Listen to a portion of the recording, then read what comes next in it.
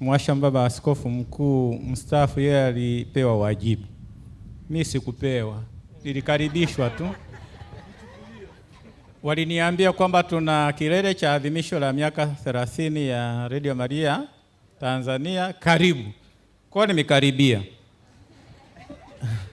Kwa sababu umeniambia niseme neno, tunamshukuru Mungu leo.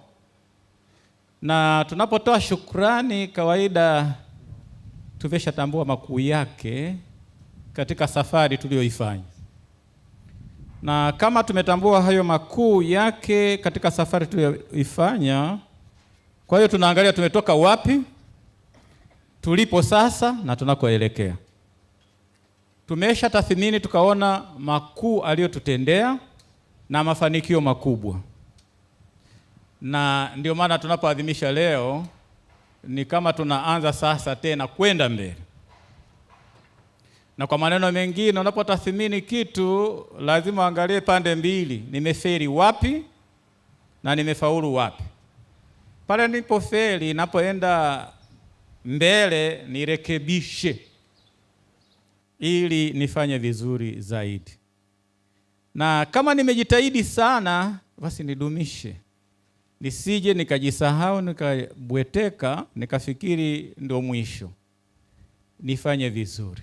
Nitafanyaje vizuri? Naangalia walionitangulia wamefanya nini, walijitahidi kwa mtindo gani, nisije nikaharibu misingi iliyoanzishwa. Hilo ni jambo muhimu sana. Mafanikio yote haya ni ushirikiano wa wale watumishi wa Radio Maria na marafiki. Naposema marafiki, si tu kwamba ni warafiki, waumini wa Kristo ambao wananufaika na Radio Maria.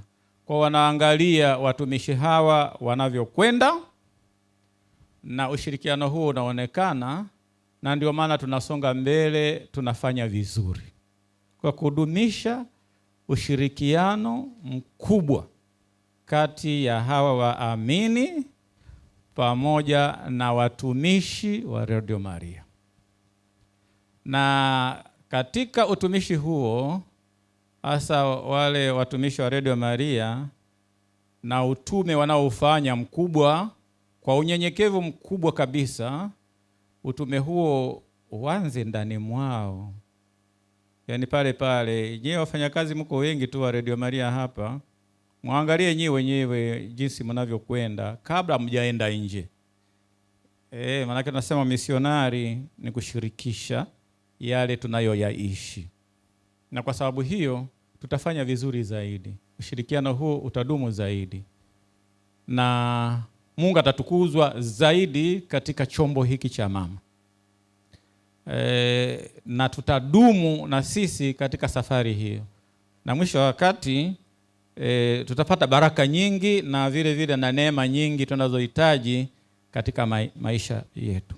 Na hivi nawatakia kila laheri katika mnayoyafanya na katika utume wenu na kwenye ushirikiano wetu, ili tukidumishe chombo hiki cha mama. Kama tulivyosikia kwamba si chombo cha biashara, ni chombo cha uinjilishaji.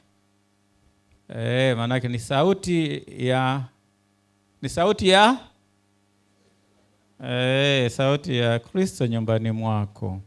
Kwa sababu hiyo si sauti ya kuomba kuuza, ila ni sauti ya Kristo nyumbani mwako.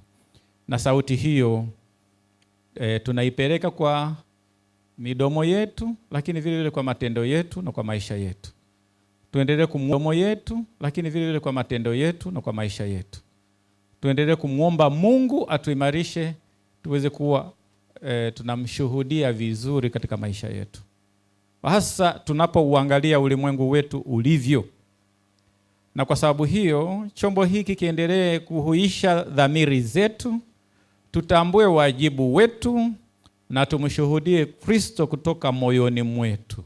Si tu kwa maneno, ila kutoka moyoni mwetu, na tujivunie chombo hiki na Ukristo wetu na Ukatoliki wetu. Tumsifu Yesu Kristo.